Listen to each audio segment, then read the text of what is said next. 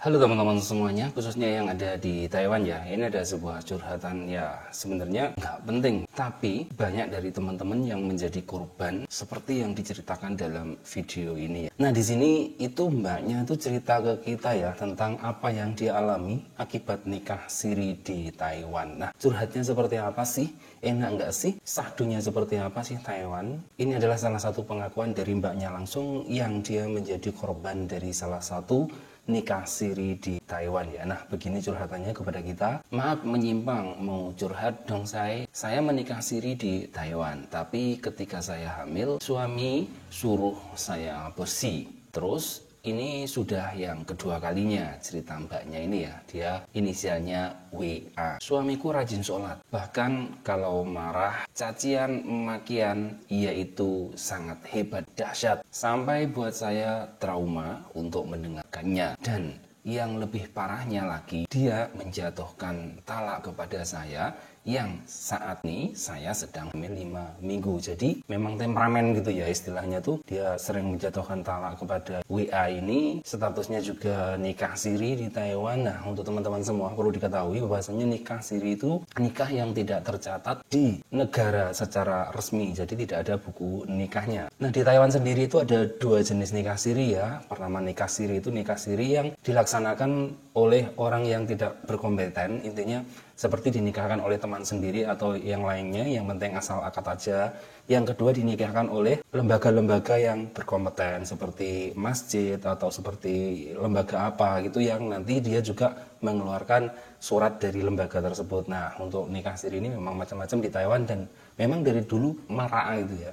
Alasannya daripada zina dan daripada yang lain-lain lebih baik nikah siri. Tapi sebenarnya itu bukan solusi terbaik ya. Kalau kita tidak jalankan itu memang dijalankannya benar-benar karena Allah Subhanahu wa taala gitu. Kalau hanya karena untuk menuruti agar tidak zina itu adalah salah besar. Itu bukan tujuan menikah ya. Jadi tujuan menikah itu adalah untuk membina rumah tangga, menyatukan dua hati yang berbeda dan juga membuat keturunan-keturunan yang akan menjadi penerus kita, bukan untuk menjawab nafsu yang berlebihan. Ini lanjut ceritanya dia. Dia memberi dua pilihan untuk tetap bersama dia.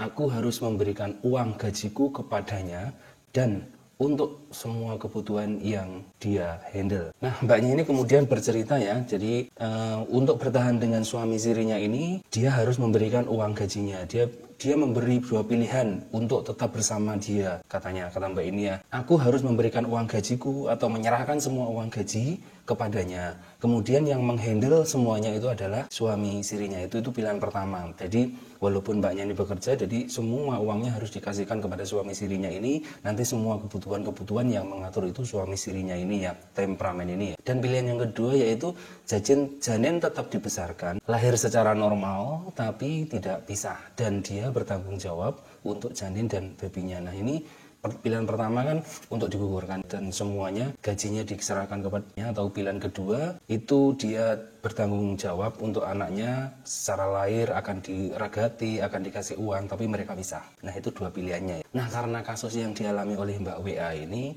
maka apakah harus saya spill suami saya? Nggak perlu, ini kan urusan pribadi, ya diselesaikan secara kekeluargaan dulu. Dan dia mengaku juga masalahnya ini juga belum selesai. Nah ini adalah salah satu problematika yang ada di kalangan PMI di Taiwan ya. Mereka yang menikah siri kemudian menjadikan problem yang banyak dan sebagainya. Nah untuk teman-teman semuanya, khususnya kaum hawa, yang akan mencari pasangan itu untuk lebih berhati-hati lagi sebelum kalian melanjut ke jenjang yang lebih serius. Sepil dulu keluarganya, sepil dulu bagaimana riwayatnya. Banyak sekali kasus yang laki-laki udah punya istri di Indonesia ngakunya duda atau ngakunya masih jaka, dan begitu juga sebaliknya. Dan nah kalau kejadian seperti ini itu kan ya sudah mau ndak mau gimana lagi gitu loh.